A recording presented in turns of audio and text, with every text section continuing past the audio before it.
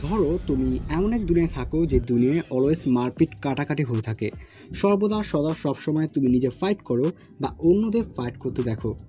এই বিষয়টা কিন্তু অনেক ইন্টারেস্টিং, তাই না? আমার এই কথাগুলো বলার কারণ হচ্ছে আজকে আমি তোমাদের সাথে 2024 সালে রিলিজ পাওয়া এমন 5টি অ্যাকশন জনার অ্যানিমের কথা বলবো যেগুলো দেখার পর তোমরা নিজেদের জন উইক ভাবতে শুরু করবে। তো আর বেশি কথা বাড়িয়ে শুরু করা যাক।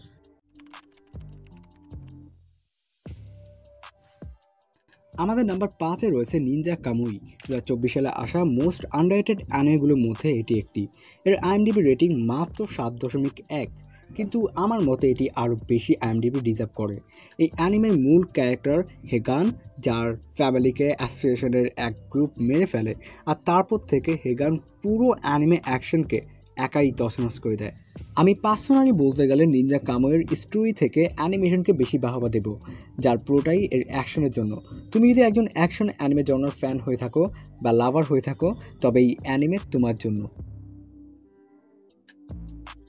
নাম্বার 4-এ এমন একটা অ্যানিমে রয়েছে যেটাকে ম্যাক্সিমাম মানুষ টোকিও রিভেঞ্জার্সের সাথে কম্পেয়ার করে বা তার থেকেও বেশি বেটার বলে। 2024-এ প্রথম সিজন আসা এই অ্যানিমে মোট 14টি এপিসোড রয়েছে। এই অ্যানিমে মূল ক্যারেক্টার হিসেবে সাকুরা নামের একজন ছেলেকে দেখানো হয়, যে একটি নিউ সিটিতে এসেছে, যে মূলত একটি হাই স্কুল স্টুডেন্ট, যার পড়ালেখা বাদে সব কিছু করতে ভালো লাগে, যেমন ফাইট করা, মানুষদের সাহায্য করা ইত্যাদি। তাই সে একটি হাই স্কুল গ্যাংয়ে সামিল হয়ে যায়। সেখানে আমাদের একটি থেকে আরেকটি সেই রকমের স্ট্রিট ফাইট দেখানো হয় and hand to hand combat তো মাথা নষ্ট। তো এর সিজন 1-কে অনেকেই পছন্দ করেছে এবং সিজন 2-কে আমরা এই বছরই 2025-এ দেখতে পারি। নাম্বার 3-এ রয়েছে দানাদান। এই অ্যানিমে ক্রেজ বর্তমানে কতটা বেশি তা মনে হয় আমার এখন আর বলা লাগবে না।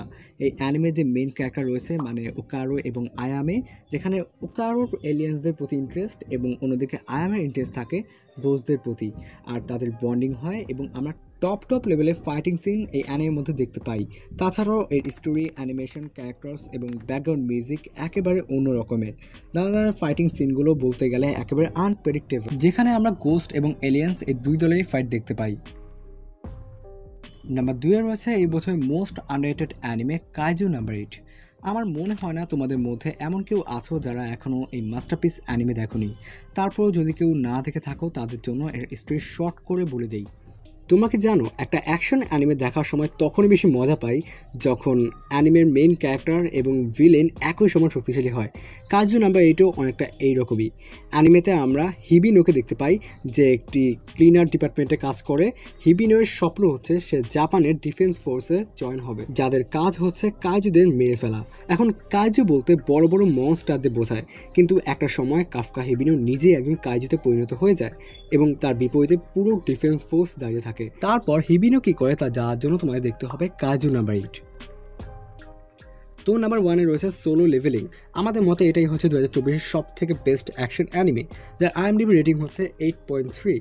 অ্যানিমেতে আমাদের এমন একটা দুনিয়া দেখানো হয় যেখানে প্রায়শই মনস্টারদের হামলা হয়ে থাকে এবং এমন অনেক মানুষ রয়েছে যারা সেই মনস্টারদের হান্ট করে, যেখানে আমাদের মেইন ক্যারেক্টার জিনহু একজন লো লেভেলের হান্টার, কিন্তু একদিন সে এমন একটি পাওয়ার পায় যা দ্বারা সে আস্তে আস্তে পাওয়ারফুল হতে শুরু করে।